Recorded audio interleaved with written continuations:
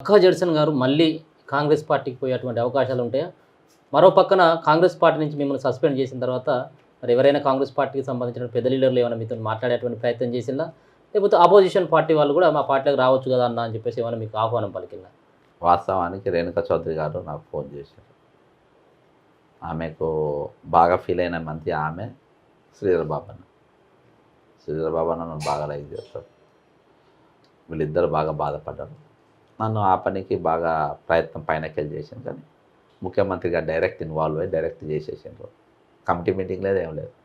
చిన్నారెడ్డి, ఈయన, మహేష్ కుమార్ గారు నల్లికుట్లోడు, ఎవరితో అలా మాట్లాడతాడు. నేను ఒకరోజు గిట్టనే నా పోస్టులు అన్నీ కూడా బీకింది. ఎందుకన్నా నేను కథ ఎంత చూద్దాం, ఎందుకన్నా నేను నాకు బీజేపీకి మీటింగ్ వచ్చింది, నేను వెళ్ళిపోతున్నాను, నేను జాయిన్ వెళ్ళిపో చేస్తాను, మేము కూడా నెక్స్ట్ వచ్చుడే అని చెప్పి నాతో స్వయంగా చెప్పి. ఎవరు?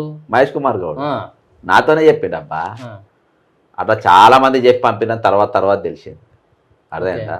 నల్లికుట్లో ఇల్లు తర్వాత ఇప్పుడు నాగరాజుని కూడా ఏమైనా జాయిన్ చేసారు. నేను డైరెక్ట్ అడిగినారు నాగరాజు జాయినింగ్లు నా వరదనపేట్ల వర్కర్ జడిసానంటే వర్కర్ ఈయన ఆర్గనైజేషన్ పనికి ఏమందబ్బా, వర్కర్ ఇంట్రెస్ట్ కాపాడాలను. నువ్వు ఎన్ఎస్వైకేలు ఉండవు. ఈయన కూడా మధ్య తెలుగుదేశం పోయి వచ్చినాడు.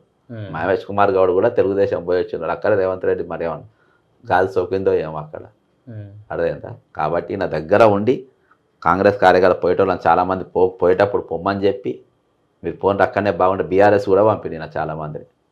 బీఆర్ఎస్ కూడా ఈయన మహేష్ కుమార్ గౌడ్ అనే ఆయన, వీళ్ళు ముగ్గురు కలిసి ప్లాన్డ్గా ఇది చేసింది. కానీ రేణుకా చౌదరి తప్పు చెప్పిండు. ఆయన లేదు నాకు సంబంధం లేదు, రేవంత్ రెడ్డి గారు నేను ఆ పనికి ప్రయత్నం చేశా, కానీ రేవంత్ రెడ్డి గారు వాళ్ళిద్దరు కలిసే వాళ్ళ సొంత ఇంట్రెస్ట్తో సస్పెండ్ చేసిండ్రు, నా ప్రమేయం లేదని చెప్పి చెప్పుకుంటాడు. ఇప్పుడు అడిగినటువంటి క్వశ్చన్స్కి ఆన్సర్ ఏంటి? మీరు పక్కా జడ్సన్ గారు వెళ్తారా కాంగ్రెస్ పార్టీకి? మళ్ళీ పోయేటువంటి అవకాశం ఉంటుందా? ఎవరైనా పిలిస్తే, రాష్ట్ర నేతలు ఎవరైనా పిలిస్తే, ఎందుకు గొడవలంతా ఇప్పటికైనా రేవంత్ రెడ్డి మీద విమర్శలు మానుకో, మన పార్టీలోకి వచ్చి పార్టీ కోసం పనిచేయమని చెప్పేసి అంటే ఆహ్వానాన్ని మీరు మన్నించి వెళ్తారా? బ్రదర్, నాకు ఆయన విమర్శన చేస్తారని నేను ఆయనతోని నాకు గుట్ట పంచాద నాకేం లేదు. నేను చెప్పేది ఏంటంటే వాస్తవాలు మనం మాట్లాడలే. కాంగ్రెస్ పార్టీ ఎవరి జాగీరు కాదు. కాంగ్రెస్ పార్టీ ఇది అందరిది. అదేందా? నీవు చాలా రోజులు చాలా పెరిగినాయి. నీలం మధు అనేటోడు చేయబట్టి ముగ్గురు ఓడిపోయారు.